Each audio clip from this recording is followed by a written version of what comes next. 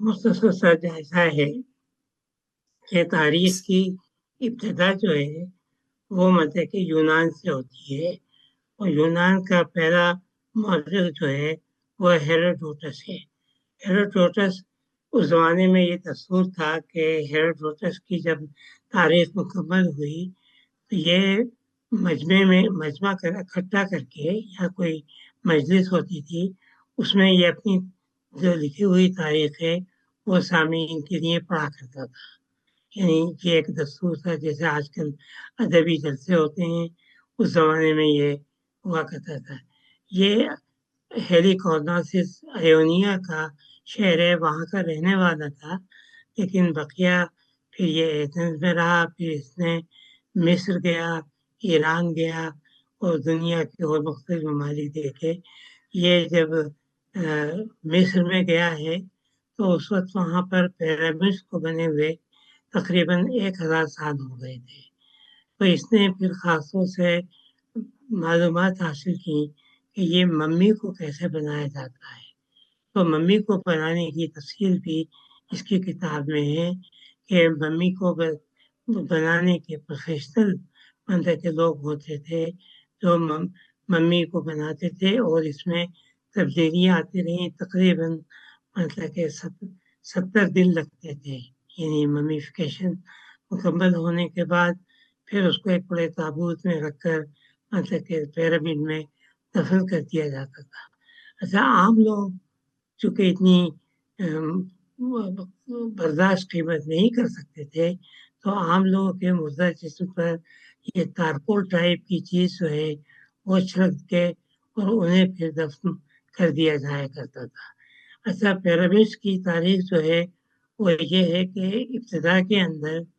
तो आम खबरें होती थी, लेकिन रेगिस्तान होने की वजह से जब तूफान उठते थे तो घर जो है वो उड़ा देती थी, और मुर्दा जिस्म जो है वो मतलब के सामने आ जाते थे। इसको रोकने के लिए फिर उन्होंने सोचा कि ऐसे मकबरे बनाए जाएं कि जहाँ पर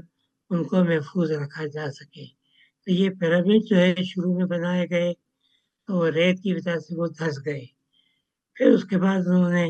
मतलब कि पहले ये किया कि पहले प्लेटफॉर्म बनाए जाए और प्लेटफॉर्म के ऊपर फिर पिरामिड्स बनाए जाए। तो दो किस्म के पिरामिड्स हैं। एक पिरामिड है जिसको कहते हैं स्टेप स्टेप पिरामिड्स, ये उसके ऊपर सीढ़ियाँ हैं, सीढ़ियों के जरिए से आप ऊपर तक जाते हैं। दूसरे पिरामिड्स जो बनाए गए वो सीढ़ियाँ नहीं है, वो सपाट हैं, लेकिन चट्टानें एक दूसरे से ऐसी मिलाई गई हैं कि बिल्कुल पता नहीं चलता है। और पिरामिड्स के अंदर मतलब कि तदफीन का जो कमरा था, वहाँ पर फिरौन की ज़ाती चीज़ें का ख्याल था कि दोबारा जब ये जिंदा होगा तो इसको कोई तकलीफ ना हो। उसके गुलाम, उसकी कनीज़ें और खाने पीने की चीज़ें सब उसके साथ दफन करके कमरे को सील कर दिया जाता था। ये मतलब कि हेरोडोटस ने कुछ इत्तलात जो थी पिरामिड्स के बारे में उसने बताई। फिर ये ईरान में गया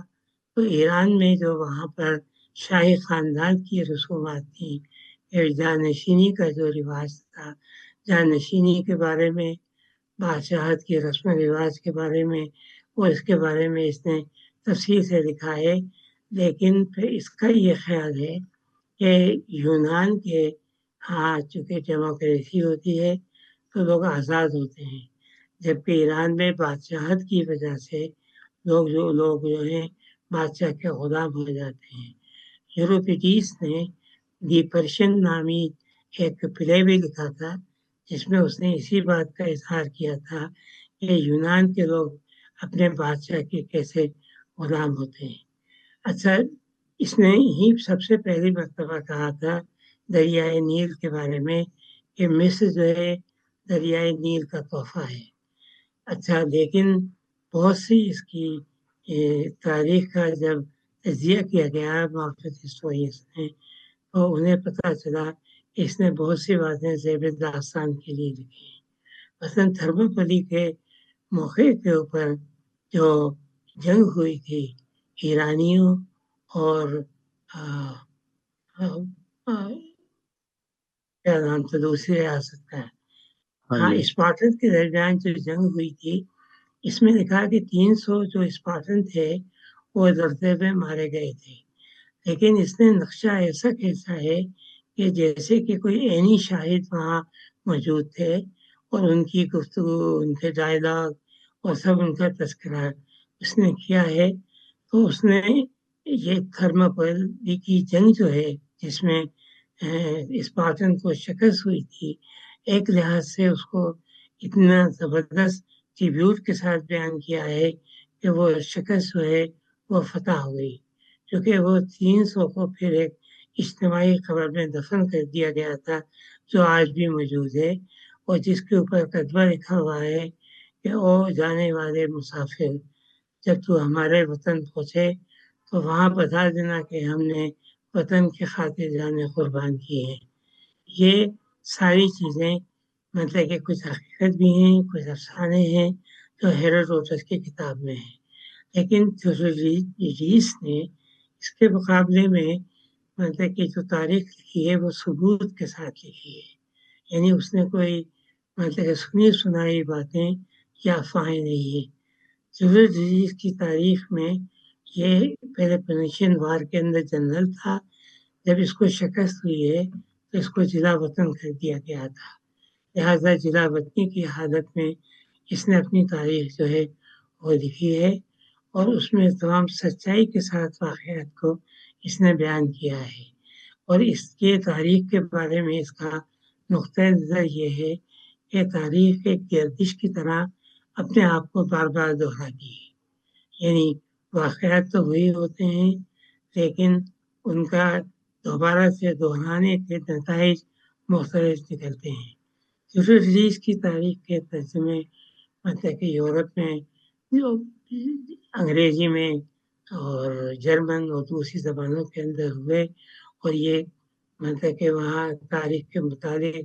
جو نصاب تھا، نصاب کے اندر بھی اس کی تاریخ جو ہے وہ رہی، جو بہت معتبر سمجھی جاتی ہے، ریسرچ کے اعتبار سے بھی، واقعات کے اعتبار سے بھی، اور زبان کے اعتبار سے بھی۔ اچھا، اب یہ ہے کہ اس کے بعد کے مورخ جو ہیں، جیسا اس کتاب میں بیان کیا گیا ہے کہ زینوفان ہیں جس نے اپنے سفر کے حالات لکھے ہیں، پھر رومن مورخ ہیں، رومن مورخ میں بیلی بڑا مشہور ہے جس نے رومن فاؤنڈیشن کی تاریخ لکھی ہے، اور جب یہ پہلی مرتبہ شائع ہوئی ہے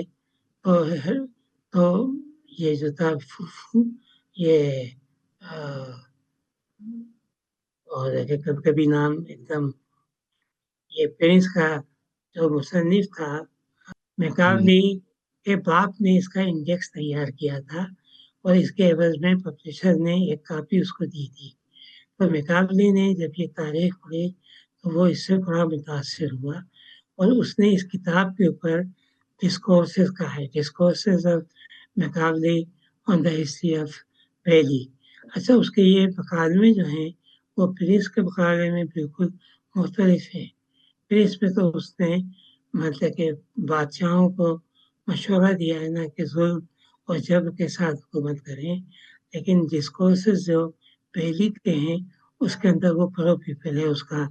انداز جو ہے۔ بعد میں دوسرے مورخین جو ہے وہ آتے رہے،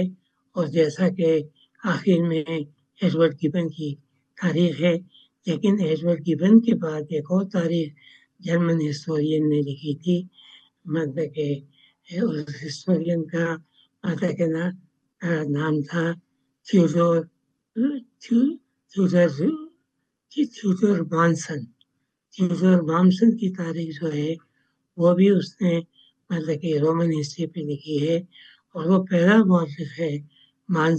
تھیودور مانسن جس کو ادب کا نوبل پرائز کتاب کے اوپر بھی ملا تھا۔ وہ بہت کتابیں۔ اچھا، اب مسئلہ جو ہوا ہے وہ یہ کہ ابتدا میں یورپی مورخین جب اپنی تاریخ کا ٹائٹل دیتے تھے تو وہ ٹائٹل دیتے تھے گریکو رومن یورپین ہسٹری، لیکن ماڈرن پیریڈ کے اندر انہوں نے پھر اس ٹائٹل کو بدل دیا، अब वो टाइटल कहते हैं जूडो क्रिश्चियन हिस्ट्री, यानी यहूदियत का असर हुआ है कि उन्होंने यानी यूनान और रोम को निकाल के जूडो क्रिश्चियन हिस्ट्री का टाइटल दे दिया है। इस पर मेरी बहस एक यूरोपियन मौलिक से भी हुई। मैंने कहा पहले आप क्यों कहते थे Greek Roman and European history, क्योंकि इब्तिदा जो है तारीख की वो तो रोमन से हुई है। लेकिन इसके ऊपर एतराज़ किया गया था यहूदी कम्युनिटी ने कि वाई नॉट यरूशलेम, वाई एथेंस, एथेंस की जगह यरूशलेम को टाइटल क्यों नहीं दिया जाए। तो अब आजकल जो तारीख यूनिवर्सल तारीख लिखी जाती है उसको जूडो यूरोपियन तारीख का टाइटल जो है वो दिया जाता है। ये मुख्तसरन इसका तारुफ है।